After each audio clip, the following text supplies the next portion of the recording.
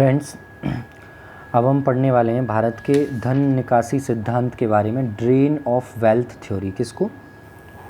Drain of wealth theory. धन निकासी का जो सिद्धांत था कि भारत से किस तरीके से धन का निष्कासन होकर के ब्रिटेन चला जाता है, इस पूरे कॉन्सेप्ट को हॉलिस्टिकली हम समझेंगे, हॉलिस्टिक अप्रोच के साथ। तो सबसे पहले हम समझते हैं कि 1813 में एक एक्ट ला कर के भारत में मुक्त व्यापार को बढ़ा दिया गया। ठीक है, जहां 1813 से पहले की अगर घटना देखें तो भारत में केवल ब्रिटेन की एक कंपनी थी, ईस्ट इंडिया कंपनी, जो व्यापार करती थी भारत के साथ।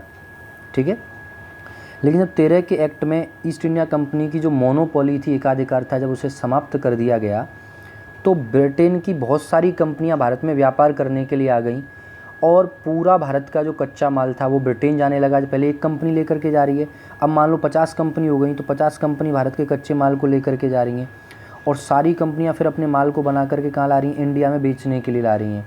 तो क्या होगा, जब कच्चा माल लेकर के जाएंगे तो भी एक तरीके से भारत की पूंजी चली गई, और दूसरी जब वो भारत में जो अपनी वस्तुओं को बेच करके जो पैसा लेकर के जाएंगे तो भी पूंजी जाएगी, है ना। तो इस तरीके से बहुत तेज़ी से भारत में से जो पूंजी का निष्कासन होना शुरू हुआ था 1813 के एक्ट के बाद।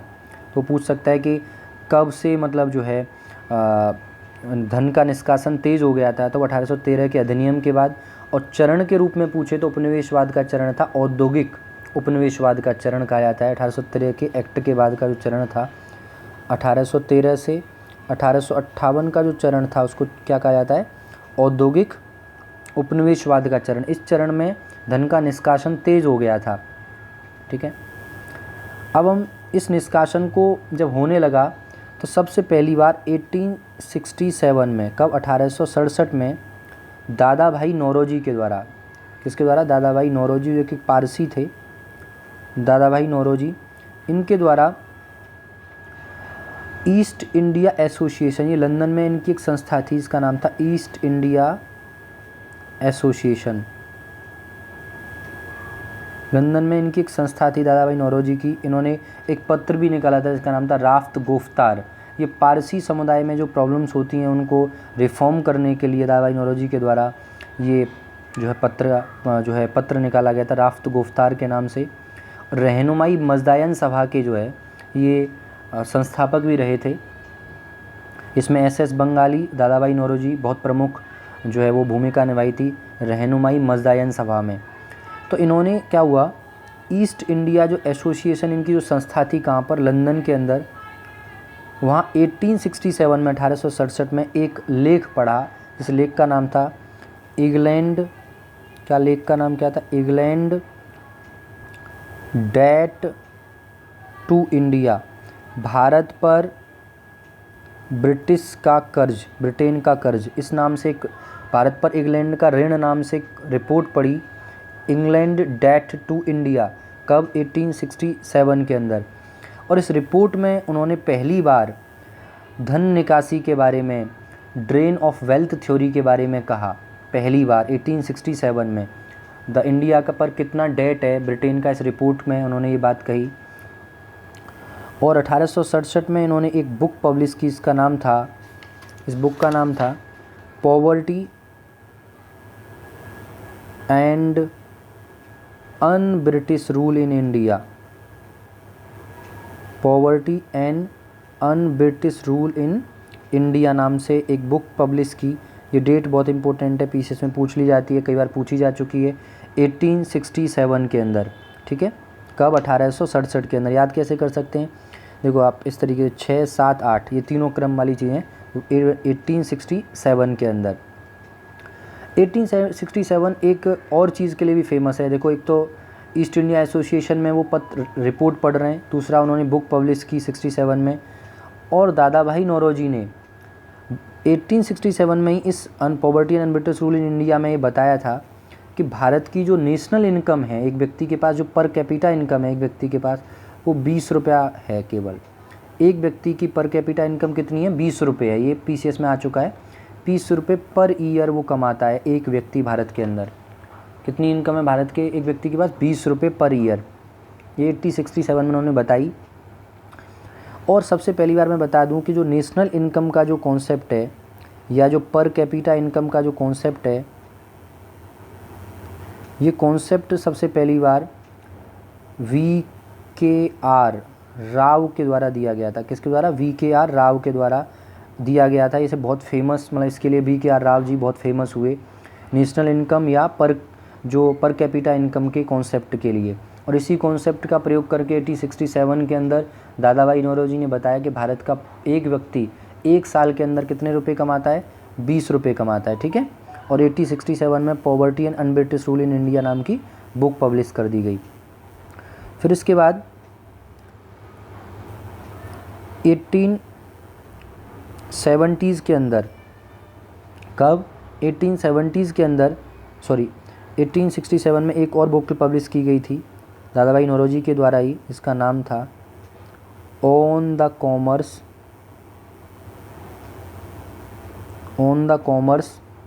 Of India.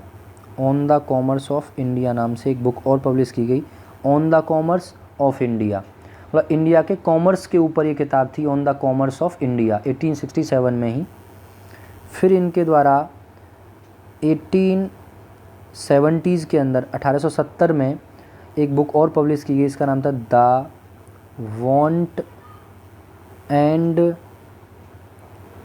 Wants and means of India.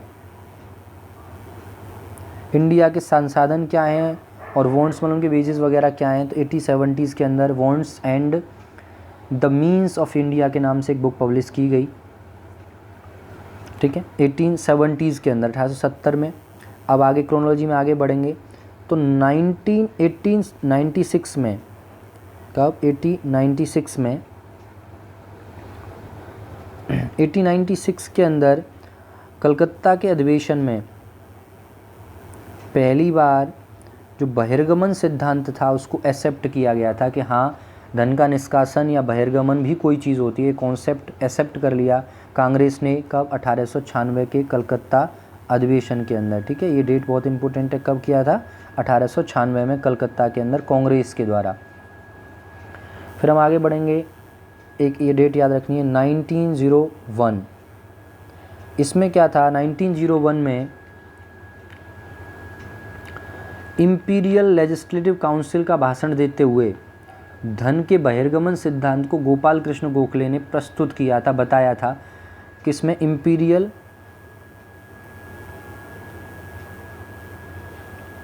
Legislative council की एक बैठक थी, Indian legislative council, imperial legislative council की बैठक में दादा भाई नौरोजी के द्वारा, गोपाल कृष्ण गोखले के द्वारा धन के बहिर्गमन के बारे में जो है बात की थी 1901 के अंदर। और 1901 वो डेट भले ही याद ना रहे, लेकिन ये डेट याद रखनी है, बहुत ही इम्पोर्टेंट है। 1901 में भारत की इकोनॉमिक हिस्ट्री, मतलब भारत का आर्थिक इतिहास कैसा रहा है, ये बहुत ही इम्पोर्टेंट बुक है। भारत की इकोनॉमिक हिस्ट्री, भारत का जो आर्थिक विकास कैसा रहा है, इसको बेस बना करके, ये अगर जानना है आपको, इकोनॉमिक हिस्ट्री को जानना है तो आपको एक बुक पढ़नी चाहिए, इसका नाम है द इकोनॉमिक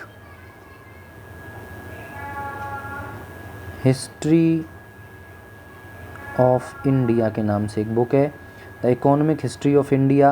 ये 1901 में पब्लिश हुई थी और इस बुक को लिखा था R.C. दत्त के द्वारा।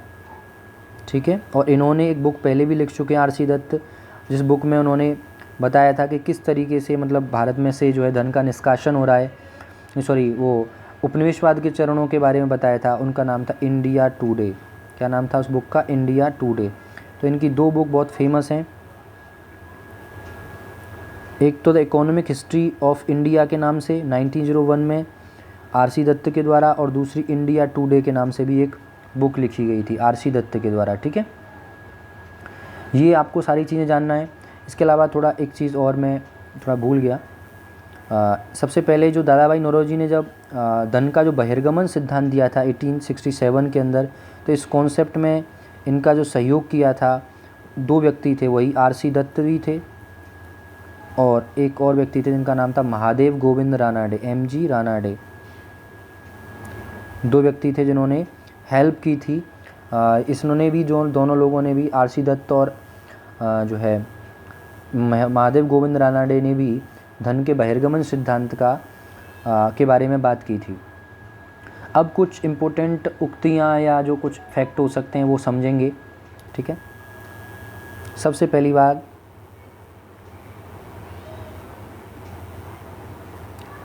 कार्ल मार्क्स के द्वारा एक बात कही गई थी धन के बहिर्गमन को लेकर के, और वो बात क्या थी कि ये एक ब्लीडिंग प्रोसेस है। कैसा प्रोसेस है? ब्लीडिंग प्रोसेस है। कैसा प्रोसेस है? ब्लीडिंग प्रोसेस है। कैसा प्रोसेस है? ब्लीडिंग प्रोसेस है।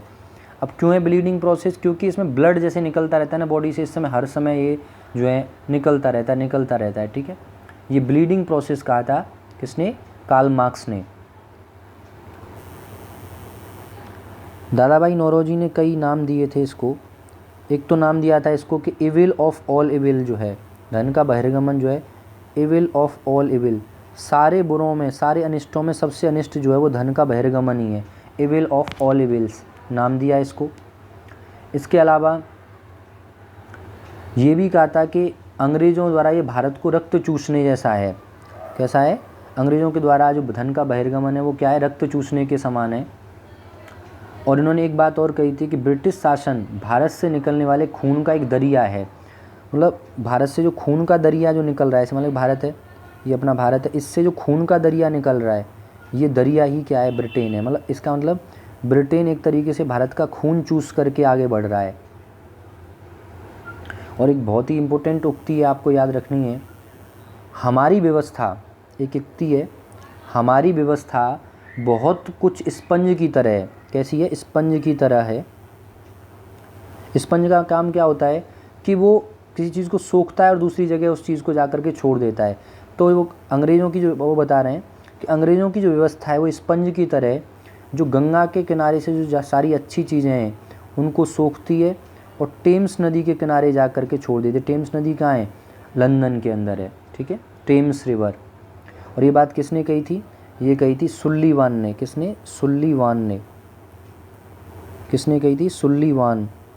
किसने कही थी? सुल्लीवान ने कही थी ये बात। किसने कही थी? सुल्लीवान ने, स्पंज वाली बात, ठीक है। धन के बहिर्गमन को लेकर के बातचीत हुई थी बेलवी आयोग के बीच में। जो बेलवी आयोग था ये रिलेटेड था धन के बहिर्गमन से ही, और इसने बात की थी किससे? दादाभाई नौरोजी से। किसने? बेलवी आयोग ने। अब बात आती है जो धन बहिर्गमन का जो सिद्धांत दिया दादाभाई नौरोजी के द्वारा, इस सिद्धांत को सर सैयद अहमद खान ने कभी माना नहीं। सर सैयद अहमद खान जो थे इन्होंने नहीं माना कि ये कोई बहिर्गमन का कोई सिद्धांत है, सच कुछ होता नहीं है। सर सैयद अहमद खान के द्वारा, क्योंकि अंग्रेज़ों का सपोर्टर था और चाहता था कि मतलब मॉडर्नाइजेशन हो मुसलमानों का, और उसके लिए शिक्षा ज़रूरी है, और शिक्षा जो है वो अंग्रेज़ी दे सकते हैं, ठीक है। एक फैक्ट और याद रखना है कि दादाभाई जो नौरोजी थे ये पहले व्यक्ति थे जो हाउस ऑफ कॉमन्स के, जो ब्रिटेन का हाउस ऑफ कॉमन्स है हमारी लोकसभा की तरह, उसके लिए चुने गए थे, हाउस ऑफ कॉमन्स के लिए, ठीक है। पहले भारतीय थे। और कब चुने गए थे ये डेट भी याद रखनी है। पहले व्यक्ति थे जो 1892 के अंदर इनको चुना गया था, 1892 के अंदर। और कौन सी पार्टी से? लिबरल पार्टी से। किस पार्टी से? लिबरल पार्टी से इनको ये टिकट मिला था, लिबरल पार्टी से।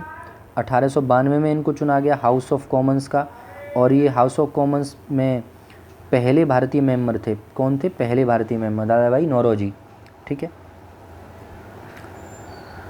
इसके अलावा एक कॉन्सेप्ट और समझना होगा हमें कि भारत से जो बहिर्गमन की बात दादाभाई नौरोजी कर रहे हैं 1867 में, poverty and British rule in India में, या फिर on the commerce of India, फिर 70 में the want and means of India जो बुक निकाली इन्होंने, इसमें जब वो बात कर रहे हैं इस चीज़ की, तो एक बात हमें समझने की ज़रूरत है कि धन बहिर्गमन होता कैसे था, इसका मीडियम क्या था। तो उसके 3 माध्यम थे। सबसे बड़ा माध्यम था होम चार्ज। क्या माध्यम था? Home charge. इसके बाद FDI जो आता था, विदेश से पूंजी जो आती थी, उस पर जो इंटरेस्ट दिया जाता था, ब्याज।